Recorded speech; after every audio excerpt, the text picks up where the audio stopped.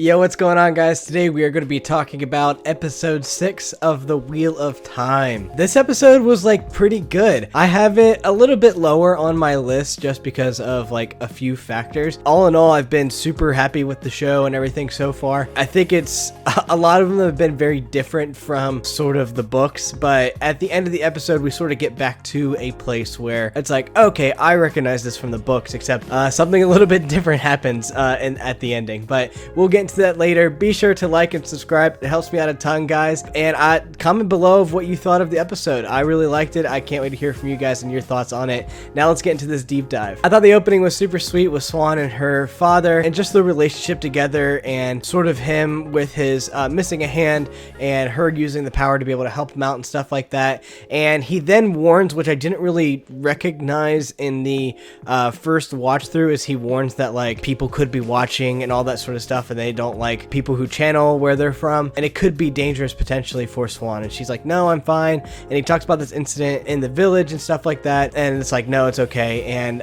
they end up going back and their entire house is burnt down. We see this dragon fang and stuff coming through, and I like how it's been used throughout the series. I feel like there's another bit of importance to this. There's somebody's hand or something going on behind it. At least that's what I want to think. I don't want to think it's just random that it just shows up. But the main part that sticks out for me is with the sheep, and I'm I think this was the first episode, what the heck was going on with that? We also saw it again when Nynaeve was coming out of the water after killing the Trolloc, and I don't know, I want to think there's a little bit more to it. Probably not. But from there, Swan has to then leave, and she has to go to the White Tower, and he basically has to figure out his life being a fisherman without a boat or a house or anything like that. So the biggest thing was what is the logistics of this little girl going down this river?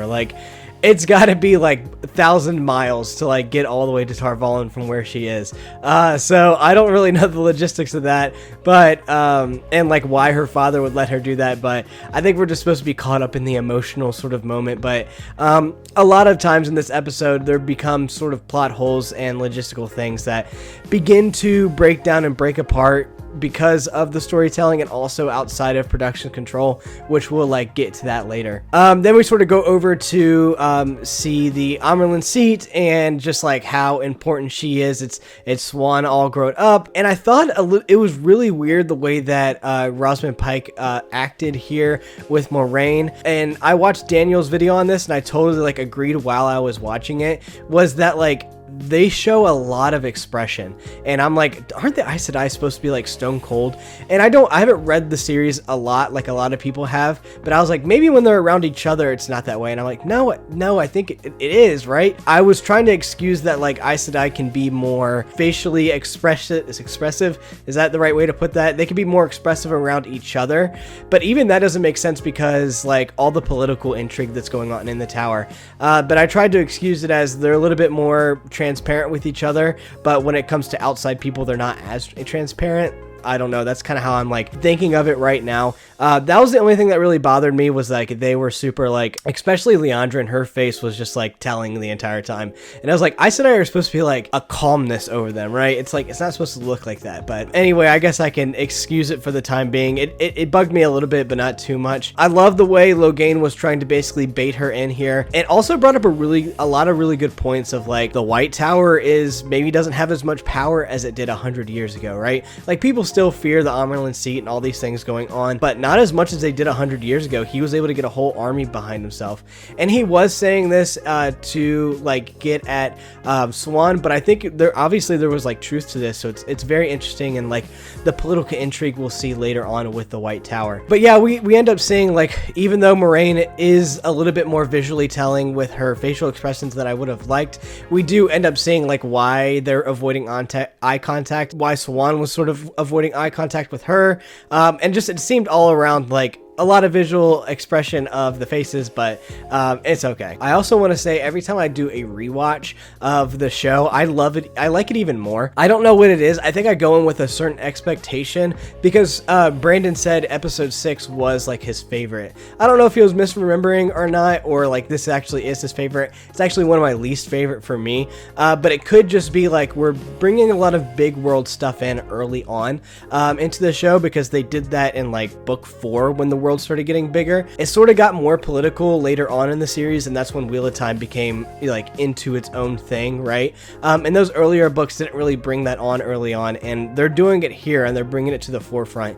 Maybe that's why Sanderson really liked it, is because he liked bringing that political side in a lot earlier, and just maybe the relationships going on. But like I said, on my rewatches, I love it a lot more. I actually really love Leandrin. I think she is a great villain, a great person you love to hate, and I think she's gonna obviously she plays a bigger role later on in the series for a while and introduces us to a lot of stuff. So I'm really excited what they're going to be doing with her, especially next season, and I'm excited to see who this like friend that she has. We'll get into that later, but she definitely plays it in a way to love to hate her. And it also brings up the fact that like reds are starting to get a little bit more of traction in the tower when a green and a blue are starting to agree with a red, right? So it's setting up a lot of really cool stuff for later on in the series. So the next scene is actually my favorite between Lan and Rand. They know that something is wrong with Matt, but they don't really know what's going on, and Rand thinks that like they're just here to like gentle him because he could channel, and he actually pulls a sword on Moraine, and Lan's just like, don't be stupid.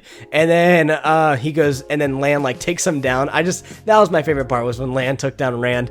And then actually this is my next favorite part, was when she saw that Matt had the dagger and he pulled it on her, and Moraine was just easily able to disarm him and see what it was, and just like, you stupid boy, like you took this from Shadow Logoth. And I loved this whole scene, and she pulls it out like some kind of symbiote from like Venom, and it like goes out of his mouth like onto her mouth and then back into the dagger, and she lays it down, it drops to the ground, and Lan puts a cover over it, and we see that Matt's sort of okay now. I think they're gonna play into this because something different from the books is like it takes a lot of people to heal him. He gets initially healed, and then it takes a lot of people to heal him at the White Tower, and I have a feeling with what they're setting up at the end of it, this might be something that actually comes to fruition. So I'll get into that later when we talk about the end of the episode. I thought it was nice that Rand and Moraine had a little moment here, and he says thank you to her, and she's just like, I would do that for any of you guys, and even it shows that even though like Moraine is like has her secrets and keeps to herself and all this stuff and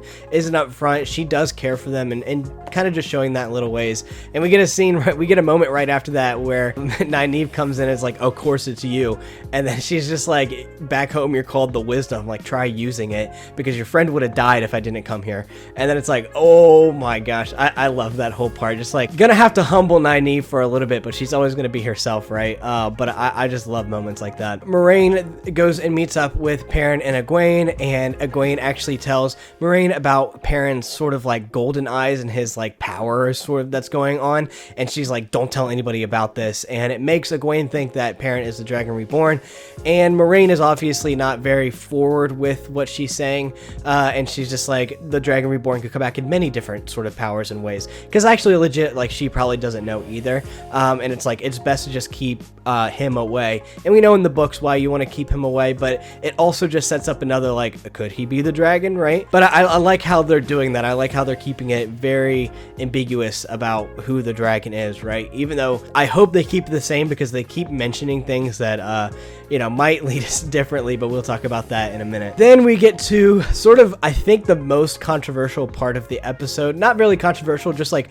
the most speculative, is when Moraine cuts off, or like not cuts off her bond with Lan, but like masks herself or whatever she does, and Lan gets sort of curious about this, and we see that Moraine is going to go have a night out with somebody, and she opens up this door that we saw in the last episode. Everybody thought it was a Tarangrial, but we don't really like know what it does. And she went in, and my dad immediately was just like, you know what's about to happen, right? And I'm like, no, like, what is about to happen?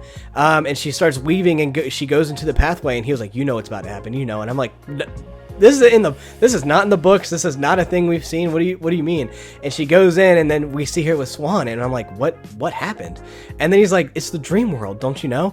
And I was like, Dad, that is not, no, it can't be the dream world. And actually a lot of people online thought it was the dream world as well. It possibly could be the dream world. I would just hate that's the way they introduce that, because in the dream world you have things that help you go to sleep, basically, and helps you channel to go into the dream world, but you have to like be asleep. You can also be awake when you go into the dream world, but from what I remember, I could be wrong, you can't channel and you're like super vulnerable if you go in person. Like, it's really dangerous if you go in person to the dream world, unless you're like a certain somebody, and that's later on in the series that we'll talk about, hopefully from a long time from now. But that's what, from what I remember, like, that's why it couldn't be the dream world. They would be very vulnerable. So my next thought was like, okay, it could be like some sort of gateway to get back to her homeland, back to Swan's homeland, and they both meet there. And then I heard this theory that it's sort of a Terangrial that takes them to a different sort of place, like a virtual reality sort of place, like in the testing for the Accepted, right? Or when he become an Aes Sedai. Like, that's what I think that it was. It more was. Still, we don't really know. We don't really know what it was. I wish people were a little bit more clear on that, and I think we'll get something later, but they did this so that we can all speculate about it. But I don't think it's the dream world. I don't think that it's them traveling somewhere. I think that's more likely than the dream world, even though they make it seem very dreamy. I don't know. I would hate if it was the dream world, because I don't want the dream world to be introduced that way. I more think it was another dimension, a pocket dimension. They made a virtual reality thing that they can meet up together in. I don't know. We could just keep speculating on that. I would love to hear from you guys what you thought exactly that was. Then we get into the relationships, and they make us think that they're enemies, but then obviously we see that they're in a relationship together. And we get to this scene where Swan is talking about how, like, the dragon, well, not Swan and Moiraine are talking about how maybe the dragon split off into 5 different souls and like all this other stuff. And she brings up about the prophecies and all that, and Moraine's like, those prophecies were written by 100 different authors 1,000 years ago. We don't really know, which is all very true. And then she brings up that the prophecy, I forget her name, oops, Watt fans are gonna hate me, but the prophecy that they witnessed and what brought them onto their journey the entire way, and Moraine's like, we don't know. And then she's just like, it's the fatigue talking, like, you just need to be able to like rest for a second, right? And I think that's more what it is. I don't think we're gonna go along these theories of like 5 different dragons and all this sort of stuff. That would be like super strange. And then it goes into Swan talking about she's been having these strange dreams, and we've been seeing strange dreams throughout this whole series, and maybe somebody's manipulating her. We don't really know what's going on, but saying that the Dark One is weak at his prison at the Eye of the World, which is different from the books, but it's definitely very interesting that this is how they're making them go. So they're just like, maybe if you send one of the dragons over there, then like you could stop the Dark One from coming back. Like, for me, I see it seems stupid to some people, but for me, I see it as like, this is the best option we got, so like we just need to run with it because we need to stop it before all these bad things happen. So I can rationalize it that way. In the books, it's very muddled about how all these, especially the ending of the Eye of the World, it's very controversial, and a lot of people aren't sure exactly what happens, and I think this is a okay way to justify it. It's not the best. And then it sends Moiraine on this journey to be able to figure out how to get all of them to the Eye of the World quickly so that they can stop the Dark One from breaking out of his prison, right? We get to the day of sort of Moraine's judgment, and in the background, she's been working at her like magic, I guess. That was a terrible way to put that, but she's been working her manipulation and her secrets and her plotting and planning of what she always does to be able to set up this plan. And it's the day of her reckoning. It's her judgment day, and she runs into Liandrin while she's talking about her plan, and Liandrin sort of tries to manipulate her, and then Moiraine comes back with like, I know the man that you see in North Harbor or whatever, and I'll tell your Red Sisters about it if you ever talk about this. And she sort of goes like wide-eyed, and I have a feeling that this person is not good. They're not a good person. It's not just someone she's maybe sleeping with. It could be potentially a key player in the show later on, which I think would be really cool if they set it up that way, because like, I don't think you would put out that bit of information, it didn't lead to anything, right? So I would love to see what they are going to do with that. We get a scene with Egwene and Nynaeve and the Amyrlin, and you sort of have Egwene as the teacher's pet, and Nynaeve's like, I'm not trying to have any part of this. I loved when she was like, you're the most powerful channeler we've seen in 1,000 years, and like Egwene's like, like she's like thinks it's her, and then she's just like Nynaeve, and then Egwene's like, oh, and then Lex like looks over at Nynaeve, and I just thought that part was really funny. Of course Nynaeve is super standoffish, and Egwene's like, I'm just ready to do what you need me to do. But I think Siuan gives them a bit of reality when Nynaeve tries to push them out and is telling them we don't want to be a part of this, and Siuan has the most perfect Amyrlin seat like response and tells like kind of like a story-ish way of putting it about, is like explaining it to them is like the wheel doesn't care what you want, and you guys are supposed to do great things and you have great powers, and like basically was saying if you don't do anything with that, you're a disservice to the world and the wheel and saving the world. Basically, like, you're not this powerful not to do anything, right? So that's what I took from that. But she's just like, the wheel doesn't care what you want, you're super powerful, we need you in our fight to save us from the darkness and the Dark One and stuff, right? So I really love that scene and all of that. So it sets up future stuff with Egwene and Nynaeve in the White Tower.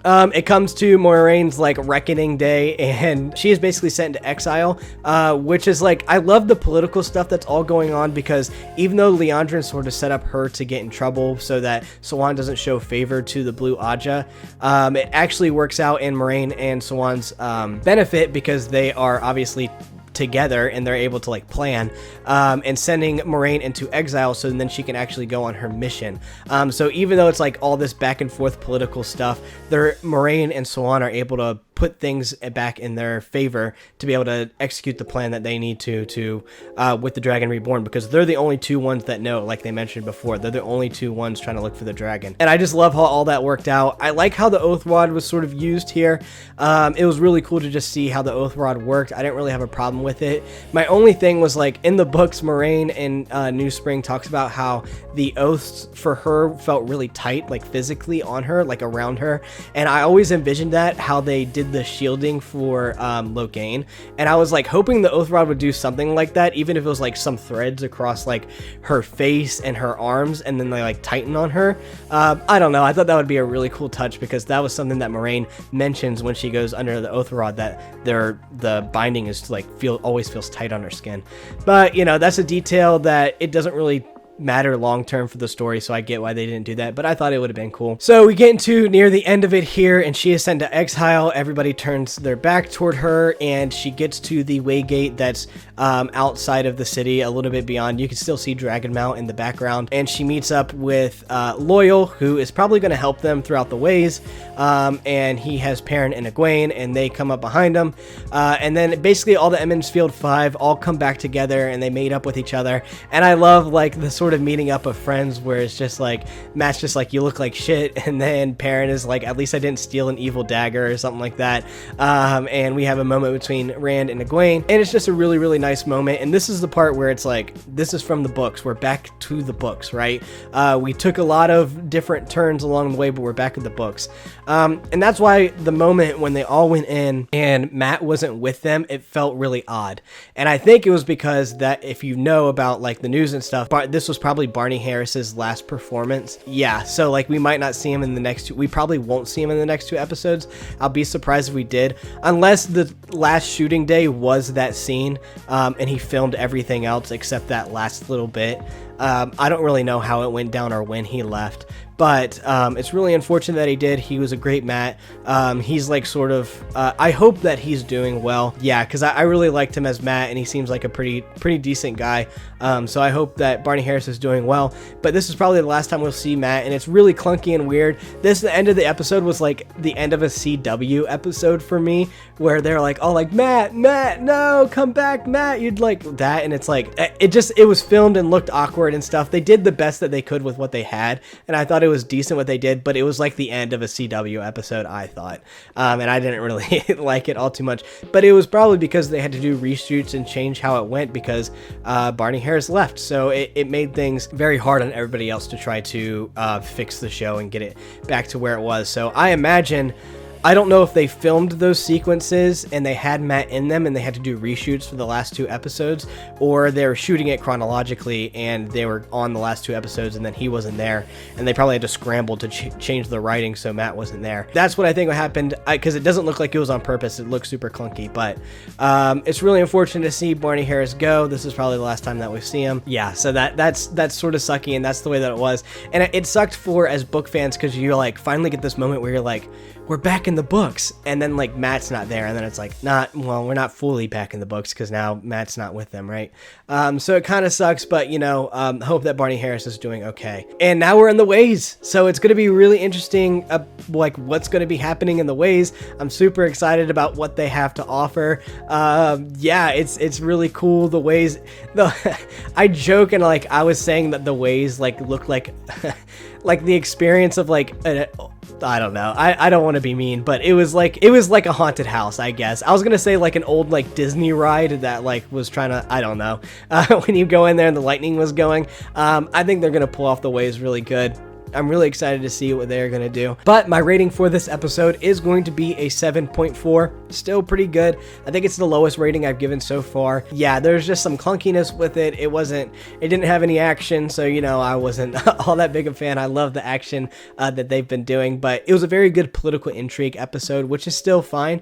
It's 7.4. That's still, like, really good. Yeah, I liked the episode all in all. I want to hear from you guys what you thought about the episode, your favorite part or least favorite parts, and what do you think how the next few episodes are going to go? What's going to happen with Matt? I honestly think he's going to like try to go back to VALON to get a ride back to the 2 rivers, and then he's going to cause some trouble because he's going to run into Pot and Fane or something like that. I don't know if we're going to see that this season, but it was very well in his character to not go with them, right? Because he has other things that he wants to go do. He has family to go back to. So I think that he's probably going to go back to Tar Valon and run into Pot and Fane, and it's going to go bad for him, and some Aes Sedai are going to jump in and help him and heal him completely, and then that's when we'll get Donald Finn, I believe that's who it was, Donald Flynn, who is going to take in Matt, and then we'll see not an evil Matt anymore because of the dagger. We'll see Matt back to his like, oh, okay, let me get into a spoiler real quick. So I say all of that with like all right, so I have my theory for Matt and what they're going to do with him. I have a feeling that Matt is going to go into back to the White Tower, run into Pot and Fane, and he's going to have the dagger, and somehow, I don't know, maybe not, he doesn't have the dagger yet, but he tries to get the dagger from Matt, and Matt gets like beat all to hell, and then some of the Aes Sedai jump in to be able to help him, and he basically has to get healed from Pot and Fane's like almost killing him, and from the rest of the evil of the dagger that Moiraine wasn't able to get, and then that's why he like looks different later on. I have a feeling they're not going to try to explain why he looks different. They're just going to be like, this is Matt. But yeah, on top of, I think he is going to go back to the White Tower, run into Pot and Fane, and then we'll get Donald Finn after he gets like healed from whatever is going to happen to him, right? I think that's sort of the best way to like kind of do it.